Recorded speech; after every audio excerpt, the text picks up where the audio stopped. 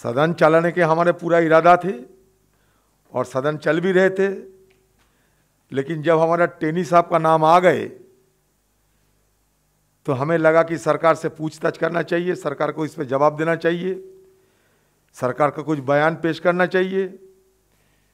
क्योंकि छोटे मोटे मुद्दे नहीं। टेनी साहब एक काउंसिल ऑफ मिनिस्टर्स के बीच एक नाम होते हैं, गृह हमारे राज्य मंत्री, तो उसका नाम अगर किस चीज़ में अगर उजागर होते हम देखें तो हम चुप्पी साधी नहीं बैठ सकते, क्योंकि ये भी हमारी जिम्मेवारी है कि जिस देश पे एक चुने हुए सरकार है, इस सरकार के कोई मंत्री अगर किसानों को कुचलने में, पत्रकारों को मारने में अगर सुनियोजित जो साजिश हुई थी उसमें शामिल रहे तो ये बड़ी चिंता की बात होते हैं, बड़े चिंता की बात है। तो इस विषय पे हमारे नेता राहुल गांधी जी भी एक दिन मुद्दा उठाने का कोशिश की, हम लोग भी विषय को इस मुद्दे को उठाने का कोशिश की और इसमें चर्चा भी मांगा, और साथ साथ नैतिकता के आधार पर हम ये मांग किया था कि नैतिकता के आधार पर ये कम से कम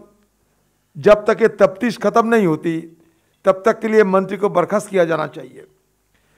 सरकार की जो प्रधानमंत्री हैं और बड़े बड़े मंत्री दिन रात हमें नैतिकता की पाठ पढ़ा रहे हैं,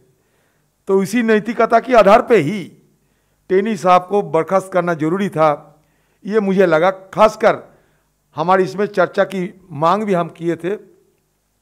लेकिन हमारे सारे बात को नकारते हुए ये सदन चलाने की जब हर संभव प्रयास किया गया तो मजबूरन हम सबको सारे विपक्ष एकजुट होकर हम ये बात रखते हुए सदन चलने नहीं सका। हमारा इरादा साफ था, ये साफ जाहिर होते हैं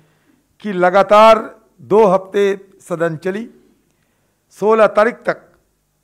बिना कोई रोके टोके सदन चली। उसके बाद ये हंगामा मचा सदन के अंदर, बजाय सरकार की अकड़ेपन। सरकार अगर आड़े रहे कि कोई विपक्ष की जवाब हम नहीं देंगे क्योंकि हमारे पास बहुमत है, ये बहुमत की बाहुबली से सारे सदन में